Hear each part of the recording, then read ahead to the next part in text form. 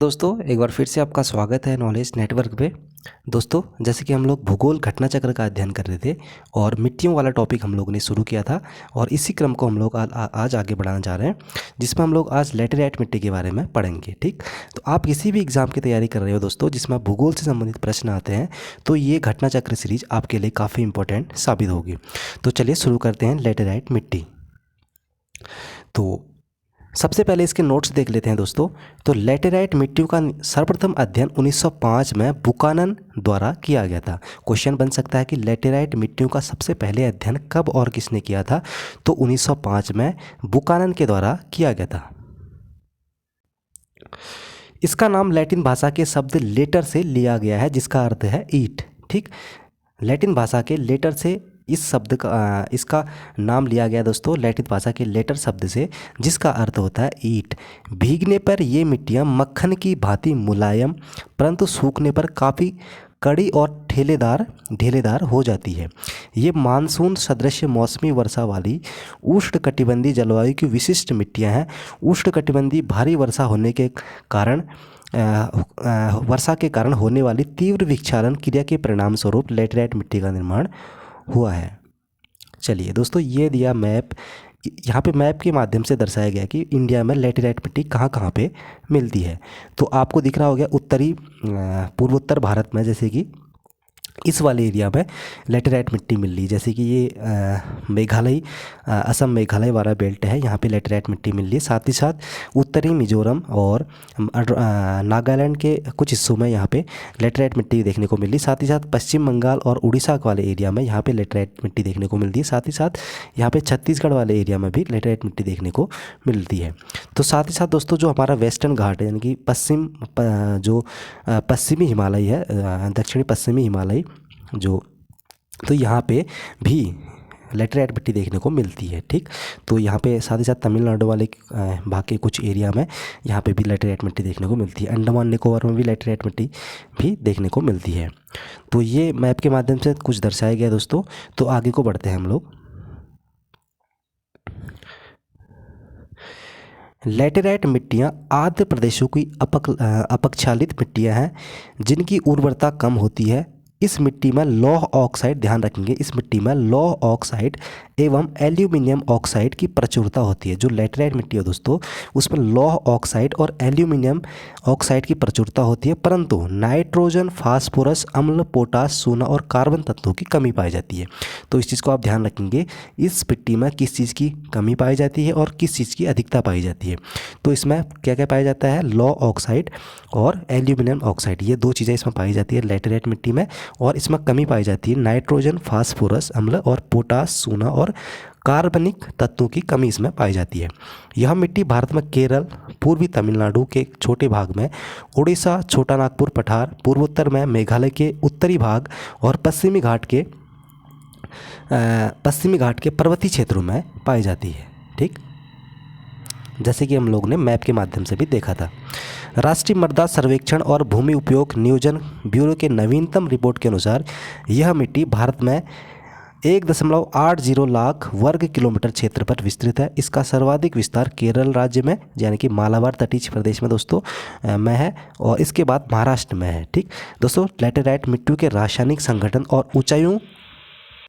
ऊंचाई में सामान्य संबंध पाया जाता है। इन मिट्टियों के निचले भागों की अपेक्षा ऊपरी भागों की मिट्टियाँ अधिक अम्लीय होती है। ठीक, तो ये हमने दोस्तों इसके नोट्स देखे। अब हम लोग इसके प्रीवियस ईयर क्वेश्चन पेपर, अभी तक जितने भी क्वेश्चन आए हैं लेटेराइट मिट्टी से, उसको हम लोग लगाने की कोशिश करते हैं। तो चलिए, तो पहला क्वेश्चन है कि भारत की लेटेराइट मिट्टियों के बारे में निम्नलिखित में से कौन से कथन सही हैं?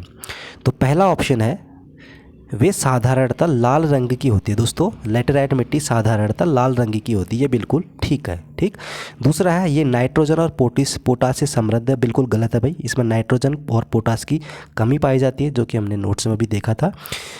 उनका राजस्थान और उत्तर प्रदेश में अच्छा विकास हुआ है, ये भी गलत है। राजस्थान और उत्तर प्रदेश में लेटेराइट मिट्टी देखने को नहीं मिलती है।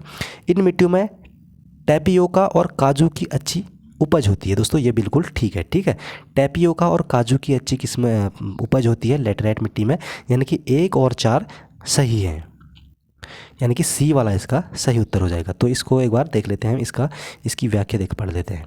चलिए, तो लेटराइट मिट्टी का लाल रंग लोहे के ऑक्साइड के कारण होता है। यह मिट्टियाँ सामान्यतः लौह और एल्यूमिनियम से संबंध होती है। तो ध्यान रखेंगे, जो लेटराइट मिट्टी है इसमें लौह और एल्यूमिनियम भरपूर मात्रा में होता है, जबकि इनमें नाइट्रोजन, पोटास, चूना, जैविक पदार्थों की कमी पाई जाती है। इस मृदा का सर्वाधिक विकास केरल, महाराष्ट्र, मेघालय में पाया जाता है। यह प्रायः कम उर्वरता वाली मिट्टियाँ हैं, किंतु उर्वरता के प्रयोग से इसमें कपास, रागी, गन्ना, दाल, चाय, कहवा, काजू आदि की कृषि की जाती है। चलिए, नेक्स्ट क्वेश्चन है, निम्न में से कौन सा कथन भारत की लेटेराइट मृदा के संबंध में सत्य कथन है? तो पहला ऑप्शन है, लेटेराइट मृदा उच्च ताप व भारी वर्षा वाले क्षेत्र में विकसित होती है। दोस्तों, ये बिल्कुल ठीक है। ये लेटेराइट जो मृदा है उच्च ताप और भारी वर्षा वाले क्षेत्रों में विकसित होती है। बिल्कुल, मेघालय और पश्चिमी घाट में ये है ही, क्योंकि पश्चिमी घाट वर्षा वाला स्थान है और मेघालय और के उत्तरी भाग में भी वर्षा बहुत होती है, तो यहाँ पर भारी वर्षा होती है। ठीक है, और दूसरा कथन है, लेटराइट मृदा जैविक यानी कि ह्यूमस समृद्ध होती है। दोस्तों, इसमें जैविक ह्यूमस की कमी होती है, हम लोगों ने नोट्स में भी पढ़ा था। वो पश्चिम बंगाल, असम और ओडिशा में पाई जाती है। दोस्तों, ये गलत है। ठीक है, जैविक और ह्यूमस की इसमें कमी पाई जाती है, तो दूसरा वाला गलत है, यानी कि एक ही सत्य है इसमें। चलिए, इसकी व्याख्या देख लेते हैं। तो लेटराइट मृदा मानसून सदृश मौसमी वर्षा वाली उष्णकटिबंधीय जलवायु की विशिष्ट मृदा है। उष्णकटिबंधीय भारी वर्षा के कारण होने वाली तीव्र अपक्षालन क्रिया के परिणाम स्वरूप लेटराइट मृदा का निर्माण होता है, परंतु इस मृदा की उर्वरता कम होती है, अर्थात इसमें ह्यूमस की कमी होती है। यह मृदा केरल, पूर्वी तमिलनाडु, ओडिशा, मेघालय, छोटा नागपुर पठार आदि क्षेत्रों में पाई जाती है। ठीक, चलिए, नेक्स्ट क्वेश्चन है, पश्चिम कथन वाला एक कथन है, दूसरा कारण है। ठीक, तो पश्चिम बंगाल की तुलना में आंध्र प्रदेश के शुद्ध रोपी क्षेत्र उसके कुल क्षेत्रफल में प्रतिशतता कम है। दोस्तों, क्या यह कथन सही है? फिर से पढ़ देते हैं। पश्चिम बंगाल की तुलना में आंध्र प्रदेश के शुद्ध रोपित क्षेत्र की उसके कुल क्षेत्रफल की प्रतिशतता कम है। दूसरा कारण है, अधिकांश आंध्र प्रदेश की मृदा मखराला यानी कि लेटराइट प्रकार की है। दोस्तों, गलत है ये। ठीक है, कथन सही है, तो इसका सही उत्तर हो जाएगा सी वाला, ए सही है, आर गलत है। तो इसकी व्याख्या देख लेते हैं। तो प्रश्नकाल में पश्चिम बंगाल का शुद्ध रोपी क्षेत्र यानी कि नेट सोन एरिया लगभग 60% था, जबकि आंध्र प्रदेश का रोपी क्षेत्र 40% था, अतः ए सही है। तो लेटराइट मिट्टी दोस्तों भारी वर्षा वाले क्षेत्रों में अपक्षालन से निर्मित होती है। यह भारत में केरल, पूर्वी तमिलनाडु के छोटे भागों में, ओडिशा, छोटा नागपुर पठार, पूर्वोत्तर में मेघालय के उत्तरी भाग और पश्चिमी घाट पर्वतीय क्षेत्रों में पाई जाती है। आंध्र प्रदेश के अधिकांश भाग पर लाल जलोढ़ मिट्टियाँ पाई जाती है। ठीक, चलिए, नेक्स्ट क्वेश्चन है, लेटेराइट मिट्टी मिलती है कहाँ पे? तो महाराष्ट्र में मिलती है इसमें से। ठीक है, पंजाब में नहीं मिलती है, उत्तर प्रदेश में भी नहीं मिलती है, हिमाचल प्रदेश में भी नहीं मिलती है, ये मिलती है दोस्तों महाराष्ट्र में। तो लेटेराइट मिट्टी का सर्वाधिक विस्तार केरल राज्य के मालाबार तटीय प्रदेश में और इसके बाद महाराष्ट्र में, जो कि विकल्प में केरल नहीं है, तो इसीलिए अभिष्ट उत्तर महाराष्ट्र हुआ। चलिए, नेक्स्ट क्वेश्चन है, लेटेराइट मिट्टी का प्राधान्य है तो कहाँ पे है, कहाँ पे पाई जाती है दोस्तों? बघेलखंड में। ठीक, सॉरी, बघेलखंड में नहीं, मालाबार तटीय प्रदेश में, हम लोगों ने पढ़ा भी था, तो ए वाला सही है। चल, नेक्स्ट क्वेश्चन है, निम्नलिखित कथनों में से कौन लेटेराइट मिट्टी के लिए सही नहीं है? तो पहला है, ये आर्द्र अपक्षालित प्रदेशों की मिट्टियां हैं। दोस्तों, इसमें से हमें देखना है कि कौन सही नहीं है पूछा है, बाकी सब सही है, एक ही नहीं है इसमें। ठीक है, पहला है, ये आर्द्र अपक्षालित प्रदेशों की मिट्टियाँ हैं, बिल्कुल ठीक है। ये वे बहुत ही अपक्षालित मिट्टियाँ हैं, ये भी अपक्षालित मिट्टियाँ हैं दोस्तों। जो लेटेराइट मिट्टी है ये भी ठीक है। तीसरा है, इनकी उर्वरता कम होती है। दोस्तों, लेटेराइट मिट्टी की उर्वरता कम होती है, ये भी बिल्कुल ठीक है। इस पर चूना प्रचुर मात्रा में पाया जाता है, ये बिल्कुल गलत है। तो लेटेराइट मिट्टी में नाइट्रोजन, फास्फोरस, अम्ल, पोटास, चूना और कार्बनिक तत्वों की कमी पाई जाती है, जैसे कि हम लोगों ने पढ़ा भी था। चलिए, नेक्स्ट क्वेश्चन है, भारत में निम्नलिखित में से कौन सा मृदा प्रारूप लोहे का अतिरेक होने के कारण अनुर्वर होता जा रहा है। तो लैटेराइट मिट्टी लौह की मात्रा इसमें पाई जाती ज़्यादा, तो ये जिस कारण से धीरे धीरे अनुर्वर होता जा रहा है, अनुपजाऊ होता जा रहा है। तो लैटेराइट मिट्टी के बारे में ये क्वेश्चन पूछा गया था, IAS 1994 में ये क्वेश्चन पूछा गया था। चलिए इसकी व्याख्या देख लेते हैं। उपयुक्त मिट्टी में से केवल लैटेराइट मिट्टी ही लौह ऑक्साइड पाया जाता है। स्पष्ट है कि लैटेराइट मृदा लोहे का अतिरेक होने के कारण अनुर्वर होती जा रही है। ठीक, चलिए अब दोस्तों दूसरा जो टॉपिक है हमारा वो दोमट या जलोढ़ मिट्टी के बारे में, तो इसके बारे में भी हम लोग पढ़ देते हैं। चलिए सबसे पहले इसके नोट्स देखते हैं। दोमट या जलोढ़ मिट्टी, तो नदियों द्वारा लाई गई दोस्तों मिट्टी को जलोढ़ मिट्टी कहते हैं। राष्ट्रीय मृदा सर्वेक्षण एवं भूमि उपयोग नियोजन ब्यूरो की नवीनतम रिपोर्ट के अनुसार जो जलोढ़ मृदाएं हैं देश के लगभग 33.5%, ध्यान रखेंगे जलोढ़ मिट्टी देश के 33.5% भागों के लगभग 11 लाख वर्ग किलोमीटर क्षेत्र में विस्तृत है। यह मिट्टी पंजाब से असम तक के विशाल मैदानी भागों के साथ साथ नर्मदा, ताप्ती, महानदी, गोदावरी, कृष्णा और कावेरी घाटियों में फैली हुई है। ठीक, इनका निर्माण हिमालय तथा प्रायद्वीप से प्राप्त मालवा तथा अपसारी सागर द्वारा छोड़े गए गाद द्वारा हुआ है। इनका रंग हल्के धूसर से भस्मी धूसर के बीच और गठन रेतीली से गाढ़ी दोमट के बीच पाया जाता है।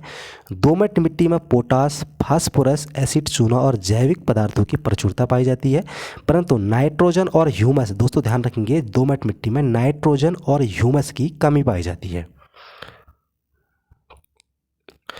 फलीदार फसलों के खेती में इसमें तेज़ी से नाइट्रोजन का स्थिरीकरण संभव है। ये मिट्टियाँ सिंचाई हेतु उपयुक्त हैं, जिनकी मदद से इसमें चावल, गेहूं, गन्ना, जूट, कपास, मक्का, तिलहन, फल और साग सब्जियों की खेती की जाती है। सामान्यतः दोमट मिट्टी में 40% बालू के कण और 40% मृतिका क्ले कण और 20% गाद, पासु कण, सिल्ट के कण पाई जाती है। ध्यान रखेंगे बलुआ दोमट मिट्टी की जल धारण क्षमता सबसे कम होती है, और क्योंकि इसमें रवे भारी मात्रा में बड़े होते हैं। चलिए दोस्तों ये रहा भारत में जलोढ़ मिट्टी का वर्गीकरण मैप के माध्यम से। तो भारत में जलोढ़ मिट्टी का क्षेत्र जैसे कि आपको दिख रहा होगा दोस्तों, जो हमारा गंगा ब्रह्मपुत्र डेल्टा है, डेल्टाई प्रदेश है, साथ ही साथ यूपी बिहार वाला पूरा बेल्ट है, जो हिमाचल प्रदेश वाला जो इस वाले एरिया में जलोढ़ मिट्टी देखने को मिल रही है। ठीक, साथ ही साथ दोस्तों ये पूरा असम बेल्ट होते हुए सीधे सीधे अरुणाचल प्रदेश के दक्षिणी हिस्से में यहाँ पे पूरा जो उत्तरी गंगा के मैदान है यहाँ पे पूरा जलोढ़ मिट्टी से युक्त है दोस्तों। गंगा ब्रह्मपुत्र वाला डेल्टा जहाँ पे बहुत ज़्यादा चावल की खेती होती है, और उपयुक्त ऊर्जा जो यहाँ की जो मिट्टी होती है वो उर्वरता से भरी होती है, उपजाऊ होती है।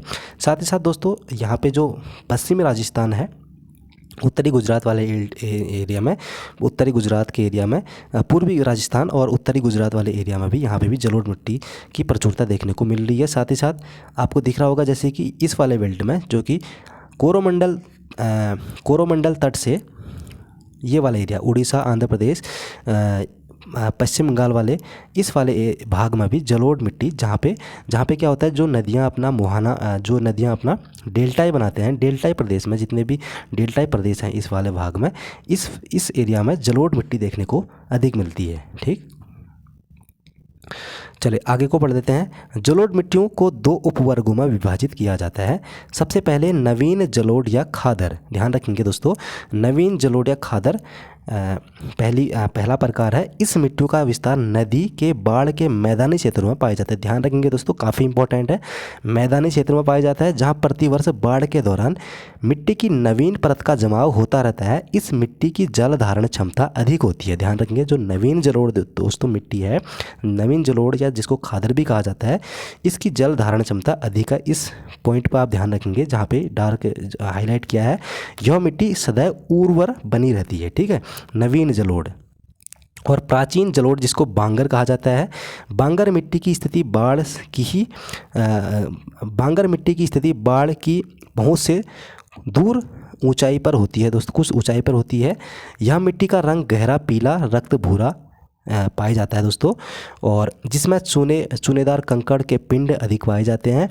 बांगर मिट्टियों पर लवणी और क्षारीय प्रस्फुटन के कारण रेह का जमा मिलता है। यह मिट्टी कम उर्वर होती है, जिसमें नियमित उर्वरों की आवश्यकता होती है। ठीक है, ध्यान रखेंगे दोस्तों। दो प्रकार की होगी, एक पुरानी जलोढ़ होगी, एक नवीन जलोढ़। पुरानी जलोढ़ को खादर कहा जाता है, नवीन जलोढ़ को खादर कहा जाता है, जिसकी जल धारण क्षमता अच्छी होती है, सदैव उर्वरक होती है। और पुरानी जलोढ़ को, प्राचीन जलोढ़ को बांगर कहा जाता है, ध्यान रखेंगे। और तीसरा है भाबर। तो भाबर इसमें क्या है, शिवालिक के गिरिपदीय यानी कि जो पहाड़ के पदी क्षेत्र है उसके उस क्षेत्र में जलोढ़ पंख पाए जाते हैं, जिनकी मिट्टी स्थूल और गुटिका युक्त होती है, इसे भाबर कहा जाता है। भाबर के दक्षिणी दलदली और गाढ़ी मिट्टी वाले क्षेत्रों को तराई कहा जाता है। यहाँ की मिट्टी में नाइट्रोजन, जैविक पदार्थों की प्रचुरता और फास्फोरस की कमी पाई जाती है।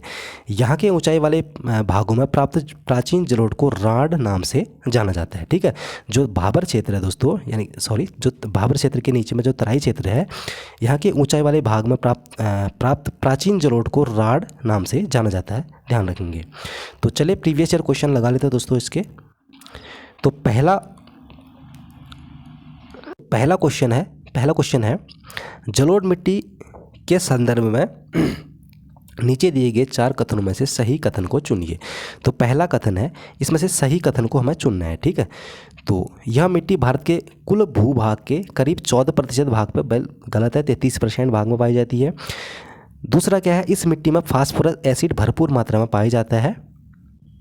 तो ये वाला ऑप्शन दोस्तों सही है। ठीक है, इस मिट्टी में फास्फोरस एसिड भरपूर मात्रा में पाया जाता है जलोढ़ मिट्टी में, ये ठीक है, बी वाला।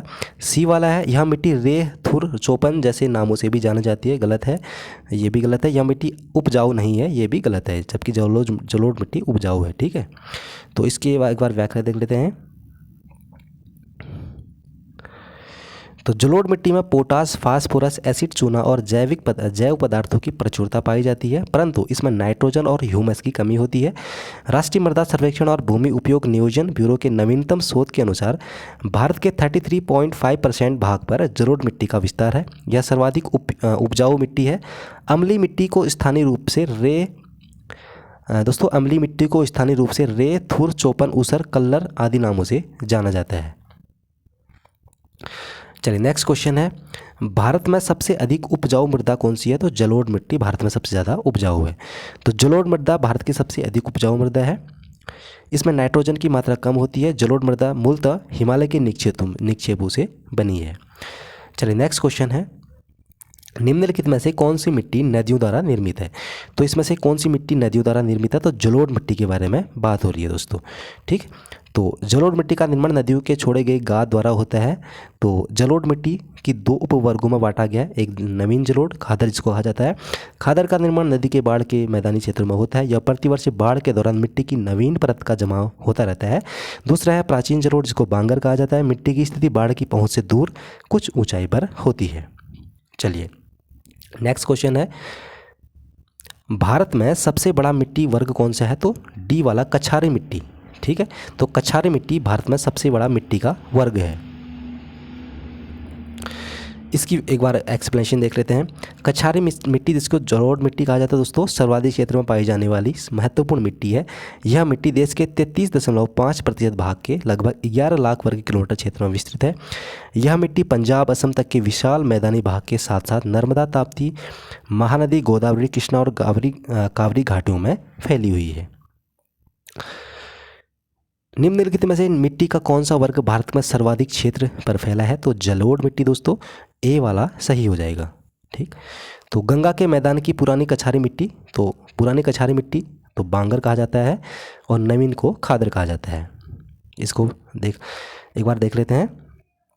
तो गंगा के मैदान की पुरानी कछारी मिट्टी को बांगर कहा जाता है। इनकी स्थिति बाढ़ की पहुँच से परे कुछ ऊंचाई पर होती है। इन मिट्टियों का रंग पीला, रक्ताभ भूरा पाया जाता है। ठीक, चलिए नेक्स्ट क्वेश्चन है, निम्नलिखित में से किस प्रकार की मृदा की जल धारण क्षमता सबसे कम है? तो दोस्तों बलुई दोमट जो मिट्टी होती है, इसकी जल धारण क्षमता बहुत कम होती है, ध्यान रखेंगे। तो दोमट बलुई मिट्टी जिसकी दोस्तों जल धारण क्षमता सबसे कम होती है, क्योंकि इसमें रवे भारी मात्रा में एवं बड़े होते हैं। नेक्स्ट क्वेश्चन है, दुमट्टी, जिसको लोम भी कहा जाता है, मिट्टी का कौन सा कण मिलता है? तो इसमें मिलता है सभी प्रकार के कण मिलते हैं। कौन कौन से? बालू कण, चिकना कण और पासु कण। तो ये सभी प्रकार के कण मिलते हैं दुमट्टी मिट्टी में। सामान्यतः दोमट मिट्टी, जिसको लोम सोइल कहा जाता है, लोम सोइल में 40% बालू के कण और 40% मृतिका कण और 20% गाद के कण पाए जाते हैं, अतः विकल्प डी सही है। दोस्तों ये थे प्रीवियस ईयर क्वेश्चन पेपर इन टॉपिकों के। उम्मीद करता हूँ ये दोनों टॉपिक आपके लिए परीक्षा के पॉइंट ऑफ व्यू से काफ़ी इंपॉर्टेंट रहेंगे। तो भी दोस्तों इसी प्रकार से हम लोग इस सेशन को आगे बढ़ाएंगे और नेक्स्ट मिट्टी को हम लोग दूसरे वाले वीडियो में पढ़ेंगे। तो वीडियो देखने के लिए आपका बहुत बहुत धन्यवाद। नमस्कार।